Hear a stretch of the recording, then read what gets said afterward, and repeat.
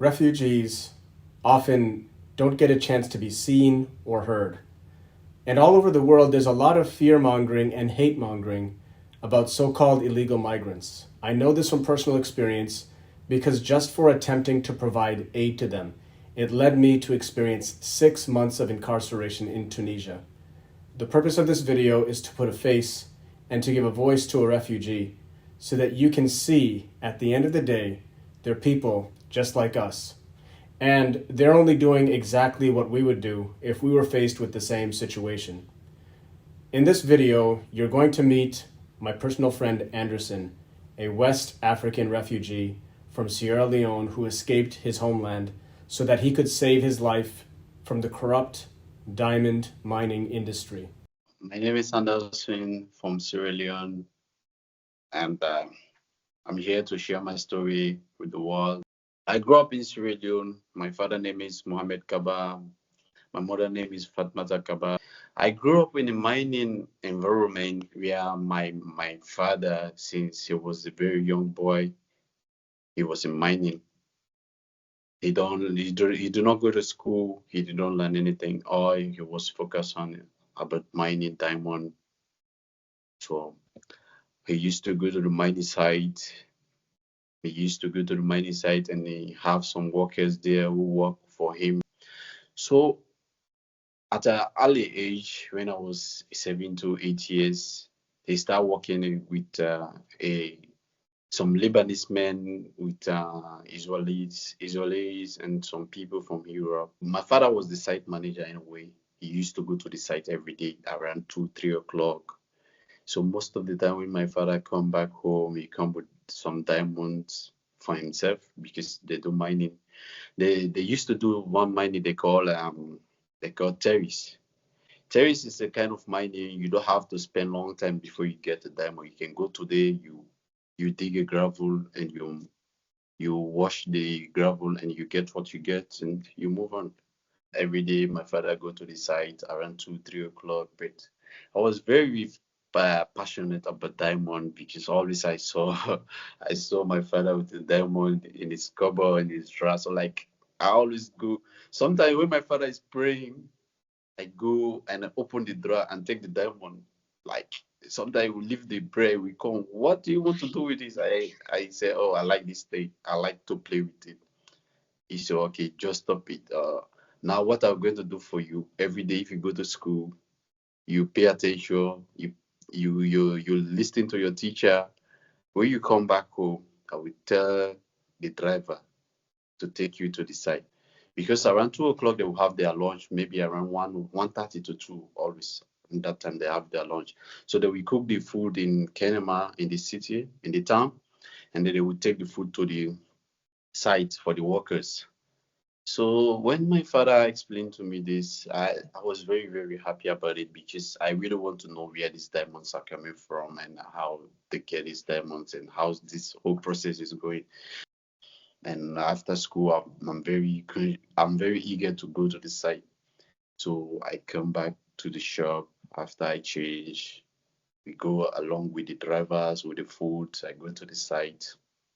So I start seeing them doing this work, you know. I'll be sitting close to my father. He'll be telling me this is. He will be telling me the type of gravel. This type of gravel. This the type of feet. How many feet you have to dig before you can meet a gravel, and how the places. How can you know that these places have diamond? These places have diamond or not? So in 2017, his father died unexpectedly. Anderson was still just a young teenager at the time, but learned a lot about the diamond mining industry by then, and he ended up getting a job to replace his father, not knowing that his father's death was due to poisoning by the people who owned the diamond mine land.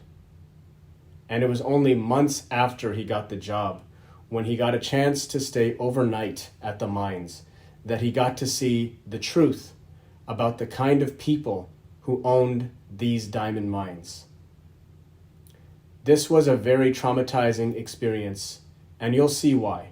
Fast forward to 2017.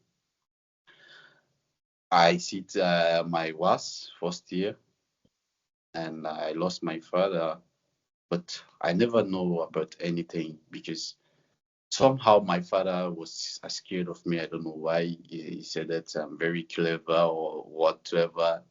He was like, I don't, this boy is so anxious. I don't trust this boy. So he was hiding a lot of things from me because he see my my anxiousness for he take my anxiousness for granted. So my father was scared from me. So he used to hide a lot of things from me. He don't normally tell me things. My father never explained to me anything. I told you my father was so scared about me. I lost my father before I started working with the same company. So they used me as an replacement for my father position because I always used to go to the company. But by that time, I never know what happened to my father, how he lost his life. So I look at all this opportunity and I decide to accept the job.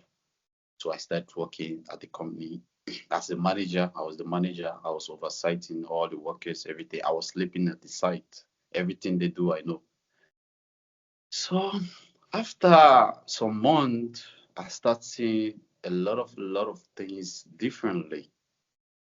Like things I've never seen before because I was not sleeping at the site. But when I started sleeping at the site, I start seeing things in another way around. Like I start calling this man and explain to him, oh, this what's going on. I don't understand. But he was like, oh, I don't know. What's that? I don't understand. What is going on? Banking is like you want to walk at a river, a big river. You will block the river this other side, you block the river this other side, and you will divert the water. You will divert the water to another place so that you will block this, so that when you block this river, you will enter this river and do a mining there. That's what they call banking. You bank the water, and after you will put like 10, 20 machine to drink the water. And after they release all the water, then they will do serious mining there. But before they would do these things, they have some ceremony they will pass on. They said because this is a river and they have devil, they have the demon, they have demon inside the water. So you have to pass some kind of sacrifices. So they will look for these small kids, maybe like one kid, they will sacrifice one kid, they will kill the kid and they will bury it right at the at the bank. So like in the night, always because I'm the manager, I use light. I will take the light. I will start working at the site. So like there's one particular place I want to go, and my security told me that no, don't go that place. Everything is okay. I'm I'm looking everything. Nothing will get missing. I said, of course I know. You are the security. You told me nothing. Even if something get missing, you are going to be hold responsible. So it was like, okay, just go and relax. I said, no, no, this is my work, this is my duty. You don't have to ask me. You have to tell me to go and relax. I don't know what's going on there. So I have to go and see. You say if you go there, if you force yourself, you cause a problem for yourself. I say, come on, what's the problem I'm causing for myself? This is my work. I'm the manager of this site. Anything that is happening here, I have to know. So I force myself and go there. So when I go there, all of this stuff, what I see was so traumatized. Like I lost control, I lost myself. I was like, how this happening? How is this? So like call, I called this man again. He was like, oh, I don't know about that. But you know what? These people they have the power. They are the chief. They are the landowner. We just go there to mine. We don't know anything. They are the owner of this land. What we do, we just bring our money and invest. They do what they want to do. I said, no, this is not going to work like this. This is not the right thing. They're killing innocent people. And you are sitting down there because of your selfishness and your money. And you are telling me, oh, let me just forget it's their land, it's their people. It was like, what's your business? You don't know these people. I take you to these people to work for them. And now you all of the sudden you are talking all kind of things on their defense. I thought that you were supposed to be defend our company and defend us. If somebody asks you, you don't know. It's not your business. I said, no, it's my business. It's my responsibility. I'm seeing somebody lost his life, and you are telling me it's not my business right in front of my face. It was like, okay, what do you intend to do? What you gonna do? You have power, you have money, you have people. You just causing problem for yourself. I was like, is this how it's supposed to be? Is this a question you're supposed to be asking me? We have to be solving this problem for ourselves, within ourselves. We don't have to look at people that they are less. I have power. I can speak, and they can hear me. If you don't want to support me, I'm sure if I talk to other people, they will support me and they will look into this. They say, no, don't go far. Don't go that way. If you go that way, you are putting me in problem and my company in problem. It's not going to good for you. So after they told me that they will find somebody to replace me, let me just be patient. So all of the sudden now, somebody come from nowhere who was working inside the company and come and explain to me, this is what happening. Your father, these people are responsible for your father's death. These people kill your father. He asked me, do you have you have one picture, your father have one picture, he was holding a diamond. It was given to the man, the Lebanese. I said, yes, I will have that picture in our house. He said, they said they kill your father for that diamond. They poison your father because he promised your father that when he takes the diamond, he will build a house for him and he will give him a huge amount of money so he can start his own business in his own office. So all of the sudden, that doesn't happen. So what they did, they tried to send him away from the scene. They tried to make it like it was natural death, and he was never like that. And I have evidence over that. So he told me that now these people are after you because since they say that now the angle you are coming from, you are not defending the company, and they already know you know the secret of all what is happening here. Now their target is to kill you. So, as you can see, benefits from the diamond mining have ended up going to private companies and corrupt officials and landowners in Sierra Leone rather than the country's government and people. And Anderson did not want to have any part of it.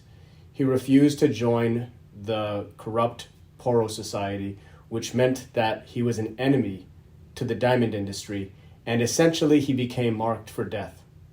In the remainder of this video, he expands on this, and you'll discover what led to his exit from the country. So what their plan is that they are bringing a unique way how they can be able to kill you without anybody knowing about it. The same day in the night, I was going to the town. Some people attacked me with knife, but unfortunately, I was with a very loyal guy with me. Anytime he's working, sometimes I will be cooking for him. I'm the manager. I don't have to cook, but I cook for him because he's working. He cannot be working at the same time when he's finished. He come back and cook. So I always cook for him. Soon I finish working, he will just come and have a safe food. So he was with me that day. So he fight with me. At the end of the day, I have a sore in my back. I was stabbed in my back, and they take me to the hospital. I spent like 1 week, I think 1 week in the hospital after I get my Medicare. And it was like maybe you meet with somebody, maybe for a woman. Or, that's how they bring the topic because I was not having a clue idea about what's their plan and what really they're after. So all of a sudden they find out that I'm not a member of a secret cult which they call a Poro Society. So now they start tracing me to hold me to join me the Poro Society by force. I was like, I'm not a member. I don't want to be a member.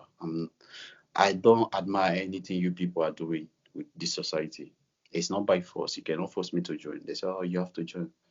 As long you are working in this mining field, you're coming into this bush, this forest, you have to join because this forest belong to us. You have to be part of it. I was like, no, I can't be part of it. So like the same night they come again to hold me to go and join me in the same pro. The same boy come again and explain to me, oh, these people are coming for you. You have to leave. So I leave the village. and hide somewhere safe. Now their plan was to join me in the Poro.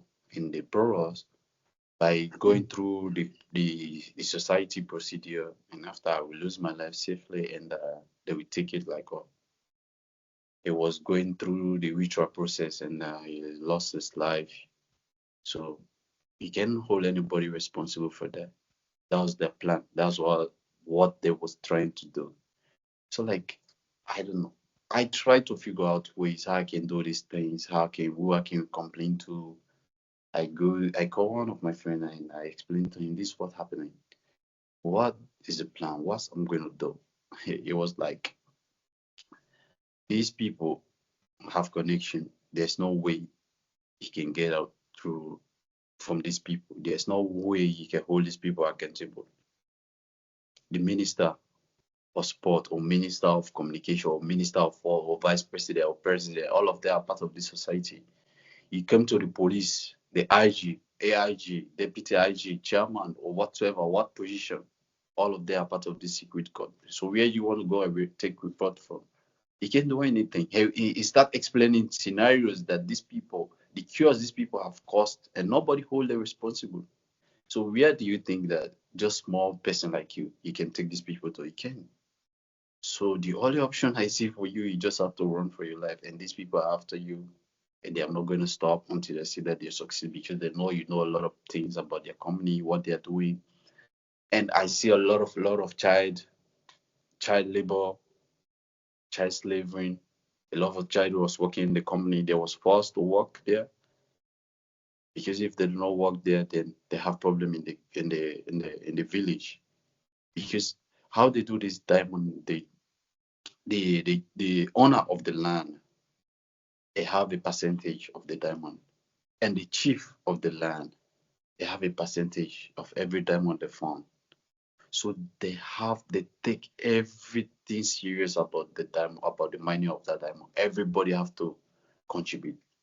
You have to work because they will tell you that if development come, if this will get this diamond, we're going to develop this village, and you are part of this village, and you will enjoy this benefit. At the end of the day, they are just doing it for themselves, not for the people, not for the community.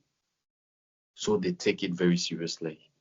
So at the end of the day, I have to run from the village and find a safe place. And these people were everywhere looking for me because they are everywhere in Sierra Leone. And there's no way you can be in any big office in Sierra Leone when you are not part of this Poro Society. So they use this Poro Society, everything to keep me very, very mute. I can't even step outside because they have power. They are all one. They have connections. So they would just go and give false information about me that I was talking bad about their society. What I did not know about the society, I give speech about it. I talk to people about it. I explain to them because I was living in the bush, in the forest. And in this forest, this is where they do their ritual. So they told me that I went there and peep and spy on their society. So by all means, I have to be surrendered to the society. So this was the news these people were passing around with. So anywhere a Pro member saw me, they have an obligation for the Pro to hold me and surrender me to them. So that's when I ran away from Sierra Leone. In the next video, Anderson continues his story about the experience he had when he reached Tunisia with the hopes of finding safety from the dangers of Sierra Leone and the other countries along the way. And he also touches upon how we personally met in Tunisia.